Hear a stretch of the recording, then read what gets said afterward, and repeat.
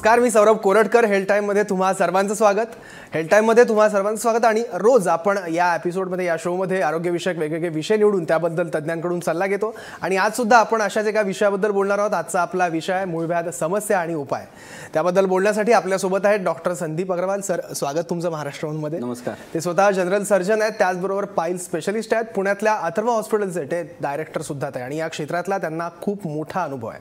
आणि तुम्ही सुद्धा त्यांना तुमचे काही प्रश्न असतील, काही अडचणी असतील विचारू शकता. आमचा फोन नंबर आहे 02261112400. तर आपण चर्चेला सुरुवात करूया. सर, सगळ्यात पहिला प्रश्न आहे मला विचारायचा आहे, तो म्हणजे मूळव्याध म्हणजे नेमकं काय? तुम्ही सोप्या भाषेत ते कसं सांगाल? मूळव्याध म्हणजे एका वाक्यात सांगायचा अर्थ आहे, मूळव्याध म्हणजे गुदद्वारे भागी जे आपले मूळ होतात त्यांची जे इजा होते त्यांना मूळ व्याध म्हणून म्हणतो आपण. मूळ त्यांना जर का त्रास झाला, त्यांना व्याधी जी झाली त्यांना, त्याला मूळ व्याध असं म्हणतो आपण. आता प्रत्येक माणसाचं गैरसमज आज काय आहे की प्रत्येकाला जो काही त्रास झाला आपण त्याला मूळव्याध म्हणून त्याला डायग्नोसिस करून टाकतो. त्याचं निदान म्हणजे संडासला काही सुद्धा त्रास झाला, मळ त्यागनात काही त्रास झाला तर इट इज मूळव्याध. This is the in general misconception amongst the community. तर त्याच्यासाठी आहे की संडासचे गुदद्वारे भागी जे त्रास होतात ते कमीत कमी 50 प्रकारचे आजार होऊ शकतात. कॉमन मूळव्याध आहे म्हणून, पण प्रत्येकाला जो काही त्रास झाला तिकडे तर असं वाटतं की नाही बाबा मला मूळव्याध आहे. तर this is the misconception has to be taken away from the community, की त्यांना हा माहीत पडायला पाहिजे की मूळव्याध म्हणजे नेमका काय आणि तो कशामुळे होतो आणि काय त्याचे उपाय काय करता येईल आपल्याला. ओके. आणि या मूळव्याध होण्याची नेमकी कारणं काय आहेत? या दिस इज व्हेरी गुड क्वेश्चन. की आज आपण डे टू डे ॲक्टिव्हिटीमध्ये बघतोय की दर तिसऱ्या माणसाला काही ना काही मळ त्यागण्याचा त्रास काही ना काही प्रकारात आहे. तर सर्वात महत्त्वाचं कारण याचा जो आहे ते आहे बद्धकोष्ठता. दॅट इज कॉन्स्टिपेशन, ज्याला आपण कॉन्स्टिपेशन म्हणतो. बद्धकोष्ठता. हां. तर त्याच्यामुळे काय होतंय की कॉन्स्टिपेशन लीड्स टू स्ट्रेनिंग. कॉन्स्टिपेशनमुळे स्ट्रेनिंग होते. स्ट्रेनिंग म्हणजे काय की जोर लावणे, संडासच्या जागेला जोर लावणे. हां. तर ते जोर लावल्यामुळे काय होतात की आपले जे नसा असतात, मूळ ज्याला आपण मूळ म्हणतो, ते नसा तिकडनं त्याची स्वेलिंग होते, ते नसा फुलतात आणि त्यांची मग थोड्या दिवसानंतर त्यांची इजा होते आणि मग त्यांना पेशंटला मूळव्याध होण्याचे चान्सेस वाढतात.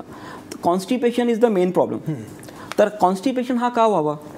साधारण आजच्या डे टू डे ॲक्टिव्हिटीमध्ये जसं आपण बघितलं असेल की it is far competitive environment आहे. सो वेळेवर जेवण नाही आहे, वेळेवर झोप नाही आहे. इवन आफ्टर हॅव्हिंग फूड, जेवण केल्यानंतर पटकन झोपून जाणे, ठीक आहे, किंवा टर्निंग टू फास्ट फूड. जो इझिली अवेलेबल फूड असतो आपल्याकडं. आज वेळ भेटला नाही, सकाळपासून कामाला गेलोय, सकाळी 8 वाजता घरात निघालो, रात्री 8-9 वाजता घरी येतोय, दुपारच्या वेळी काय जेवण करतोय माहीत नाही आपल्याला. That is the fast food. So that is the dietary habits is very important part for constipation. तर डायटरी हॅबिट्समध्ये आपल्याकडे काय काय येणार आहे की स्टार्च ज्याच्यामध्ये आहेत, ज्याचे की आपण त्याला मैदा म्हणतो, ब्रेड पदार्थ, ठीक आहे. तर हे सेवन त्यांचं जास्त केल्यामुळे हा this is a major problem. ठीक आहे. बेसन आणि मैदा, this is a leading to major problem for constipation. ठीक आहे. दुसरी गोष्ट म्हणजे की वॉटर इंटेक आपला कमी झालेला आहे. वॉटर इंटेक कमी झाल्यामुळे that leads to hardening of the stools. म्हणजे जो स्टूल तयार होतो आपला तो एकदम कडक असतो, त्याच्यामुळे परत त्याला त्यागताना तर तो त्रास होतो. त्याच्यामुळे अगेन स्ट्रेन करावा लागणार, जोर द्यावा लागणार आणि परत तुम्हाला तो मूळ जे असतात ते बाहेर पडते. ठीक आहे. दुसरं मेजर कारण आहे की डायटरी मॉडिफिकेशन आपण करत नाही आणि लाईफस्टाईल मॉडिफिकेशन करत नाही. बरोबर. सकाळी 8 वाजल्यापासून कामाला लागायचं, but not giving any time for health.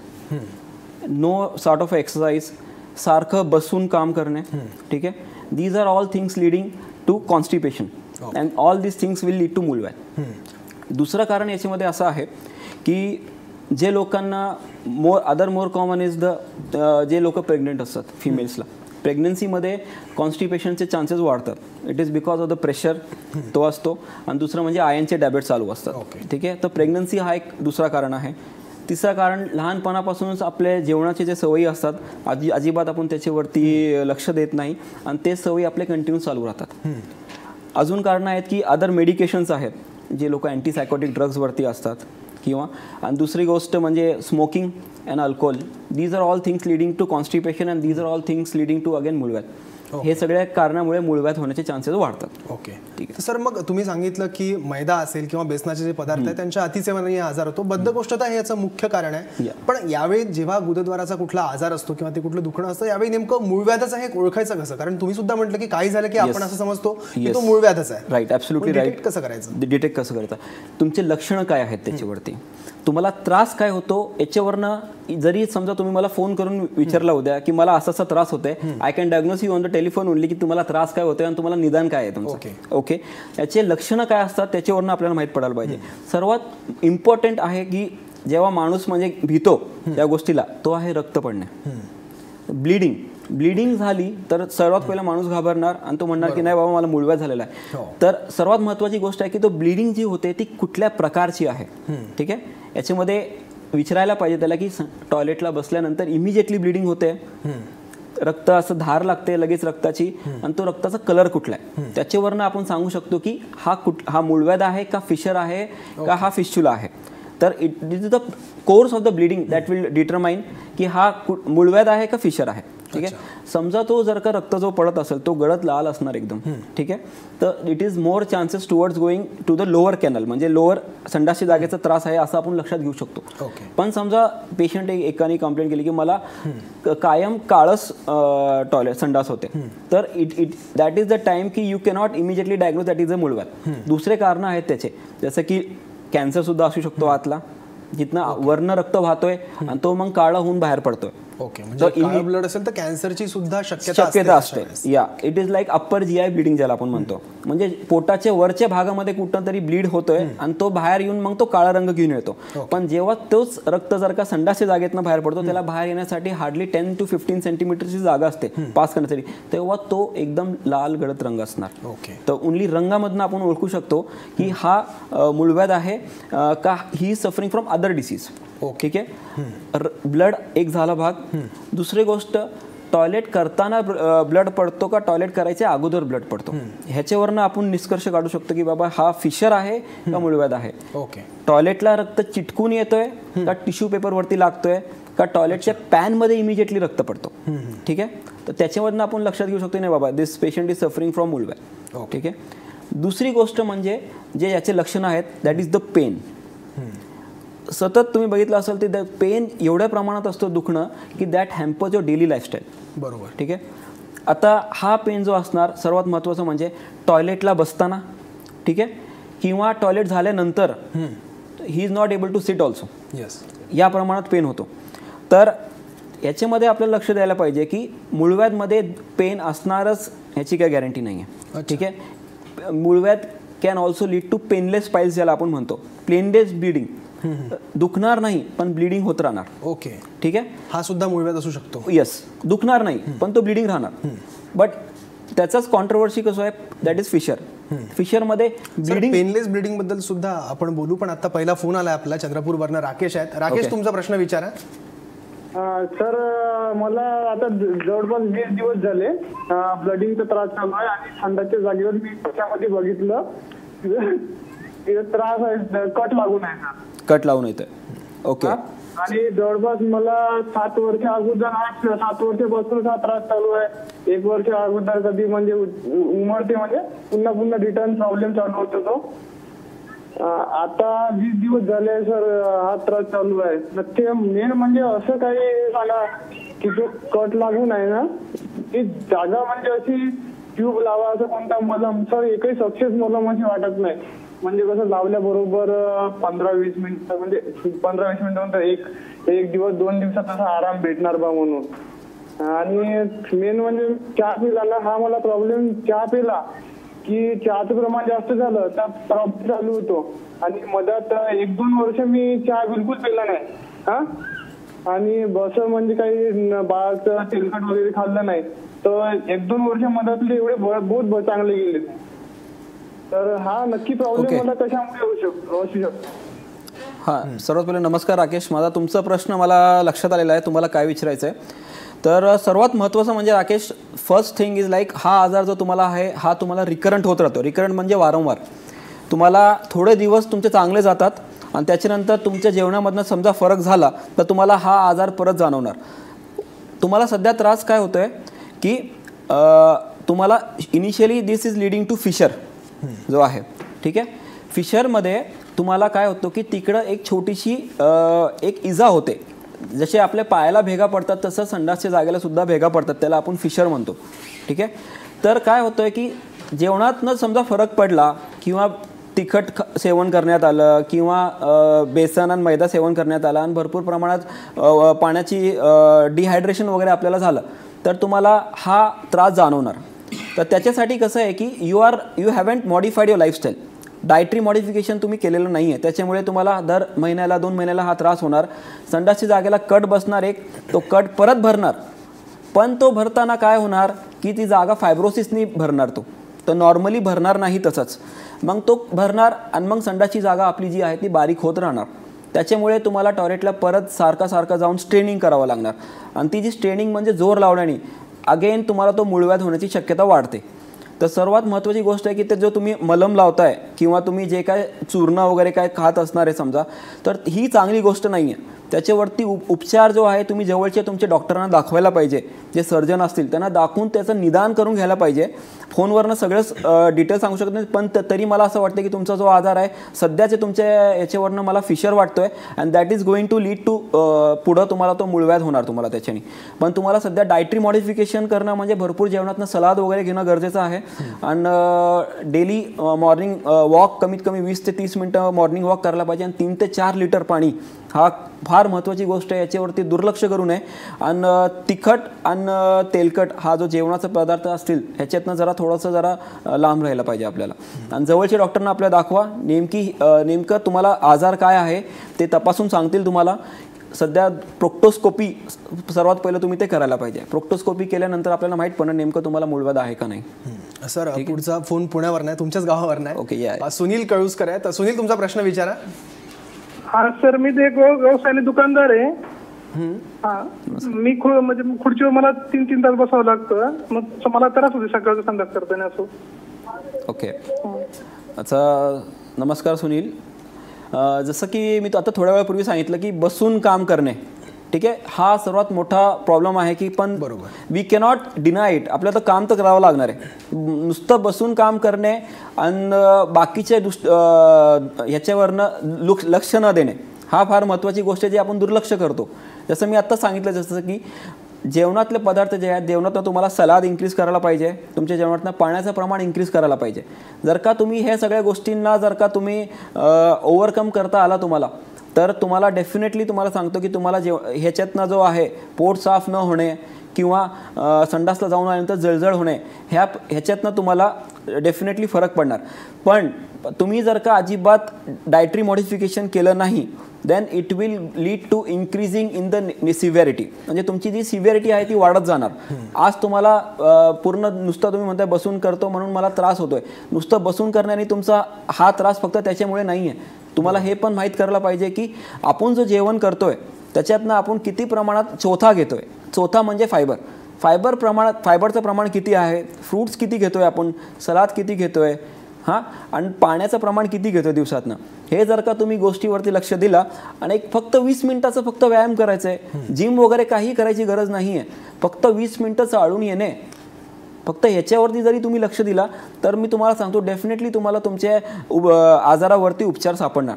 म्हणजे फक्त बसल्यामुळे आजार होत नाही, तर आपण जेव्हा जास्त बसतो तेव्हा अन्न जे आपलं ते डायजेस्ट होत नाही आणि त्यामुळे हा आजार होण्याची शक्यता ॲब्सोल्युटली व्यायामाने आपण ओव्हरकम करू शकतो. असं नुसतं बसून तर सगळेच लोक, आम्ही पण बसूनच काम करतो, एव्हरीवन बसून काम करणं पण कामच असतो, तो काम करावं लागतं, पण त्याच्यावरती स्वतःच्या स्वास्थ्यावरती पण लक्ष देणं गरजेचं असतो. अगदी खरं, दॅट इज व्हेरी इम्पॉर्टंट. बरोबर आहे सर. हा आजार होऊ नये म्हणून नेमकी काय काळजी घ्यायची आणि झाल्यावर नेमक्या कोणकोणत्या उपचार पद्धती हे सुद्धा मला तुम्हाला विचारायचं आहे. पण एक आता छोट्याशा ब्रेकची वेळ झाली आहे. ब्रेक नंतर आपण हा विषय कंटिन्यू करूयात. पण या ब्रेक नंतर सुद्धा तुम्ही तुमचे प्रश्न आम्हाला विचारू शकता. पाहत राहा health time.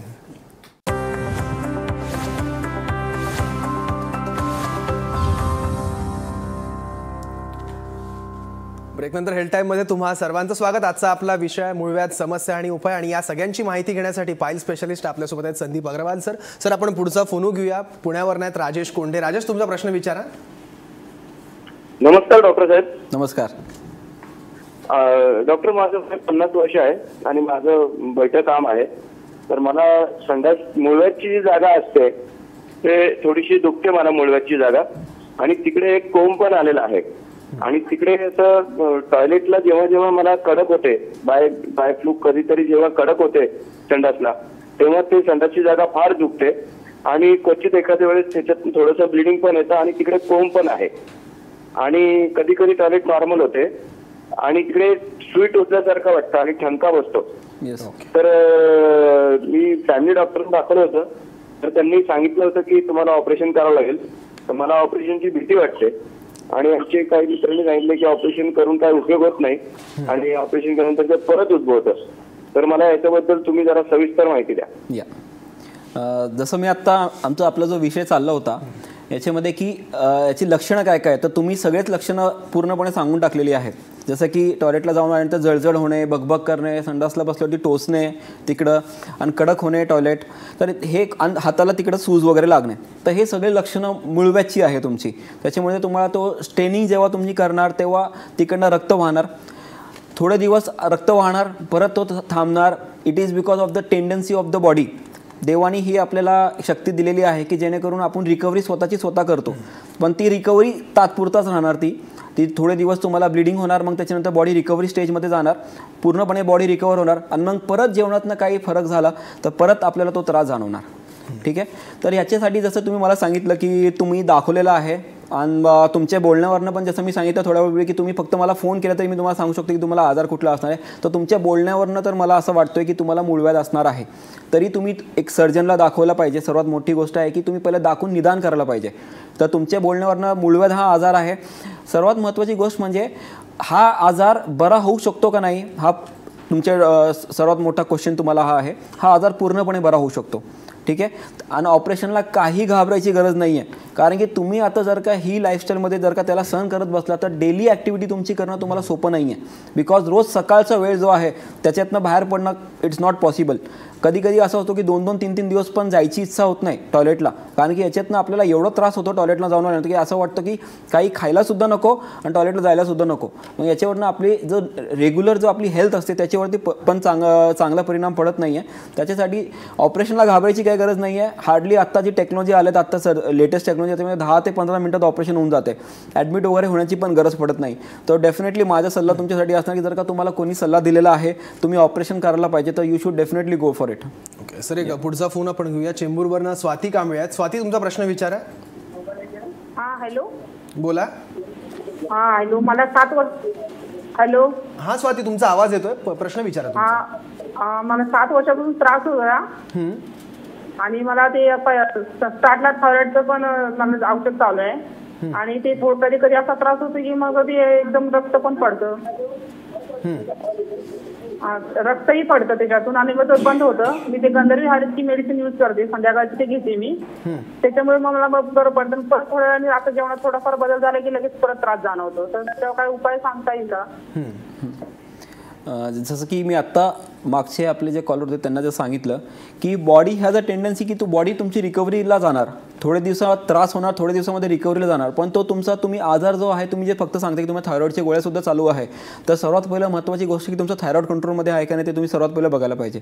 That is the main thing. आणि तुम्ही जवळचे कुठल्या तरी डॉक्टरांना दाखवून सर्वात पहिलं ती जागा तपासून घ्यायला पाहिजे आपली. त्याच्याशिवाय आपल्याला सांगता येणार नाही की नेमकं तुम्हाला मूळव्याध आहे का फिशर आहे का तुम्हाला भगेंदर आहे, हे आपल्याला सांगता येणार नाही आहे, कारण की हिस्ट्री एवढी तुमची क्लिअर नाही आहे. सर्वात पहिलं जवळच्या डॉक्टरांकडे जावा, त्यांना सर्वात पहिलं दाखवा, सर्जनकडे जावा, so that he will be able to say you की तुम्हाला डायग्नोसिस काय आहे तुमचा आणि त्याच्यावरती आपण उपचार करू शकतो.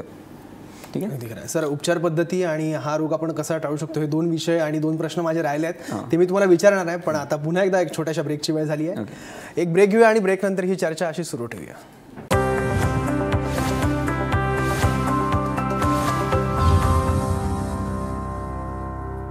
ब्रेकनंतर तुम्हा सर्वांचं पुन्हा एकदा स्वागत. आता आपल्यासोबत डॉक्टर संदीप अगरवाल आहेत. सर, मला पुन्हा एक प्रश्न विचारायचा आहे मूळव्याधी संदर्भातच की जेव्हा हा आजार होतो तेव्हा तो कोणत्या स्टेजेसमध्ये असतो, नेमका त्याचे टप्पे काय असतात आणि हा आजार क्युअर करण्यासाठी नेमक्या कोणकोणत्या उपचार पद्धती अवेलेबल आहेत? Yes, this is very good question की तुम्हाला असं लक्षात आलं की त्याचे स्टेजेस काय. पेशंट कायम माझ्याकडे आल्यानंतर विचारतो डॉक्टर हा कुठल्या स्टेजमध्ये आहे, आणि हा स्टेज गरज करणं आपल्याला माहीत पडणं पण फार गरजेचं आहे की स्टेज 1, स्टेज 2, स्टेज 3, स्टेज 4. सर्वात पहिलं मूळव्याधचे 2 प्रकार असतात. एक तर आतलं मूळव्याध आणि बाहेरचं मूळव्याध, त्याला इंटरनल पाईल्स आपण म्हणतो आणि एक्सटर्नल पाईल्स असं म्हणतो. ठीक आहे. इंटरनल पाईल्स म्हणजे काय की त्याच्यामध्ये स्टेजिंग असते, जे आता आपल्याला कॉलर ज्यांनी सांगितलं मला कोंब लागतोय हाताला, ठीक आहे. तर तो स्टेजिंग अशी असते की स्टेज 1 ला फक्त कोंब आत तयार होतो, त्याच्यानंतर स्टेज 2 मध्ये कोंब बाहेर येतो, आपोआप आत जातो. स्टेज 3 मध्ये कोंब बाहेर येतो पण आपल्याला बोटाने हात ढकलावा लागतंय. स्टेज 4 मध्ये आतलं बाहेर आलेला कोंब तो बाहेरच राहतो, तो आत जात नाही. तो you can understand it is very painful, ठीक आहे. आणि एक्सटर्नल पाईल्स म्हणजे काय, ते बाहेरचे जे आपले नसा असतात ते फुललेले असतात. तर ट्रीटमेंट प्लान सगळं स्टेजिंगवरती डिपेंड आहे. जसं की आपण सांगितलं की स्टेज 1 म्हणजे तुम्हाला लक्षात येईल की स्टेज 1 हा एक साधारणपणे 20 वर्षाच्या माणसाला तिकडनं सुरुवात होते. एक 20 वर्षाचा जो यंग पोरगा असतो किंवा पोरगी असते त्यांना 20 वर्षाच्या वयामध्ये जे त्रास होतो, यू कॅन जस्ट इमॅजिन की तो स्टेज 1 मध्ये असणार आहे आता. तर त्यावेळी जर का आपण योग्य ते उपाय केलं, जसं आपण म्हणतो prevention is always better than cure, ठीक आहे. त्यावेळीच आपले डायटरी मॉडिफिकेशन करणं आणि लाईफस्टाईल मॉडिफिकेशन करणं, जर का हे आपण त्याच्यामध्ये आपण जर का पूर्णपणे करता आला आपल्याला, तर स्टेज 1 ला आपण स्टेज 1 लाच थांबवू शकतो. Okay, that is very important. Stage 2 ला असं आहे की then we give medications for stage 2. Stage 2 मध्ये औषध हे करावं लागतंय आणि again dietary modification plus medication, हे 2 वस्तू जर का असले तर stage 2 will also stop at stage 2, ठीक आहे. But when you come with stage 3 and in stage 3 असं आहे की त्याच्यावरती आता असं आहे की you have cross that stage, stage 1 and 2. तर त्याच्यामुळे तुम्हाला स्टेज 3 मध्ये you have to undergo some surgical procedure, then only तुम्ही त्याच्यातनं बाहेर पडणार. आणि स्टेज 4 ला पण सेम आहे की तुम्हाला सर्जरी केल्याशिवाय तुम्हाला तो बरा होणार नाहीये, बरोबर, ठीक आहे. आणि एक्सटर्नल हिमोरॉइडला सुद्धा तोच आहे की तुम्हाला ऑपरेशन केल्याशिवाय तुम्हाला तो फरक पडणार नाही, बरोबर, ठीक आहे. तर आता याच्यावरती उपचार पद्धती जी आहे, ते उपचार पद्धती फार महत्त्वाची आहे.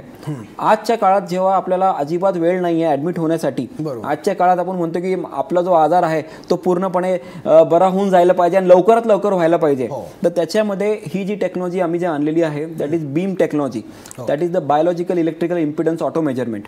याच्यामध्ये कुठल्याही प्रकारचा टाका न बसवता, चिरफाड न करता, जखम न तयार करता, पट्टी न करता आणि ऍडमिट न करता ही शस्त्रक्रिया मात्र 10 ते 15 मिनिटात करता येते, ठीक आहे. याच्यामध्ये कुठल्याही प्रकारचा रिकरन्स रेट होत नाही, याच्यामध्ये पेशंटला वेदनाही होत नाही.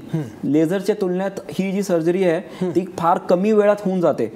10 मिनिटातच कुठलीही सर्जरी करणं पॉसिबल नाही आहे, पण ह्या टेक्नॉलॉजीद्वारे ते करणं पॉसिबल आहे. ओके, ठीक आहे. याच्यामध्ये आता आहे की पेशंटला ऍडमिट राहायची गरज नाही आहे, तो लवकर कामाला लागू शकतो, ठीक आहे. बेड रेस्ट करायची गरज नाही आहे, ठीक आहे. So this technology is going to give a really boost to the people who are definitely suffering from piles. म्हणजे मुळव्याध पासून ज्यांना त्रास आहे ह्याच्यात हे टेक्नॉलॉजीद्वारे त्यांना डेफिनेटली फरक जाणवणार. पण सर, जे रुग्ण असतात त्यांच्या मनात अशी पण शंका असते की ऑपरेशन केल्यानंतर सुद्धा हा आजार पूर्णपणे बरा होत नाही आणि तो पुन्हा उद्भवू शकतो. त्यांना काय तुम्ही सांगाल तुमच्या उपचार पद्धतीबद्दल? उपचार पद्धती चांगली आहे, सगळं आहे, पण it is also you have to again modify your lifestyle also.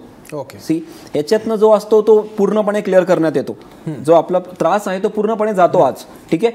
पण जसं मी तुम्हाला सांगितलं की टॉयलेटच्या जागे जे काय त्रास होते ते काय नुसतं मुळव्याधच नसते, ठीक आहे. तो मुळव्याध नसतोय नुसता, त्याचे भरपूर दुसरे पण कारणं असतात, ठीक आहे. तर त्यावेळी समजा ऑपरेशन नंतर कोणाला काय त्रास झाला 10 वर्षानंतर, तर असं वाटतं की परत त्याला मुळव्याध आहे. तर इट इज नॉट मुळव्याध अगेन, इट इज अगेन जसं तुम्हाला सांगितलं स्ट्रेनिंग, हार्ड स्टूल्स, टॉयलेट कडक होणे, त्याच्यामुळे जोर लावणे, that can happen to any time.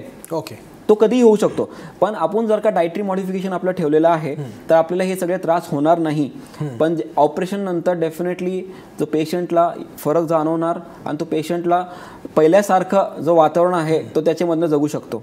Because टॉयलेटला जर का त्रास होत असेल तर मन शांत राहणार नाही, हा फार महत्वाची गोष्ट आहे. If he is able to evacuate totally, तर मानसिक स्वास्थ्य सुद्धा बिघडू शकतं. ऍब्सोल्युटली. आणि तो बिघडला की पोट बिघडणार आणि again that will lead to cycle तयार होणार. परत कॉन्स्टिपेशन, स्ट्रेनिंग, फिशर आणि पाईल्स, हे सगळं ते सायकल तयारच होत राहणार आणि त्याच्यातनं बाहेर पडायला पाहिजे. बिकॉज नैसर्गिक रक्त आपलं जर का चाललेलं आहे ती चांगली गोष्ट नाहीये. Because it is a natural blood that is being blood natural जो असतो आपल्या बॉडीमधनं तो जर का बाहेर पडतोय असं या कारणामुळे this is not good. So that has to be stopped. अगदी खरं आहे. म्हणजे आहार विहार तुमचा योग्य असायला हवा, फळभाज्या आणि पालेभाज्या तुम्ही रोजच्या घ्यायला हव्या आणि रोज व्यायाम सुद्धा तितकाच गरजेचा आहे. आणि हे सगळं आपण जर केलं तर या आजाराला आपण दूर ठेवू शकतो. ऍब्सोल्युटली. तरी तुमच्याकडे तशा उपचार पद्धती आहे की कुणालाही, सर्वात महत्वाची, कुणालाही घाबरायची गरज नाहीये. ऑपरेशन करताना सुद्धा नंतर सुद्धा माहित पडत नाही की हा ऑपरेशन झालेला आहे. तर म्हणून आता recently like we have operated a patient ज्याच्यामध्ये पेसमेकर होता हृदयामध्ये, आणि it was absolutely comfortable because हे अजिबात अजिबात इंटरफेअर करत नाही पेसमेकर बरोबर सुद्धा. तर एब्सोल्युटली 85 इयर्सचे बाबा होते आणि ते असंच होते की ते घाबरत होते भरपूर. मग ते मला येऊन भेटले एकदा आणि त्यांच्याशी बोलल्यानंतर ते म्हटले की आता डॉक्टर आता मला करून टाका, आता याच्यात मुक्तता द्या मला. आणि डेफिनेटली त्याच दिवशी ऑपरेशन करून ते घरी गेले आणि ही इज ॲब्सोल्युटली फाईन.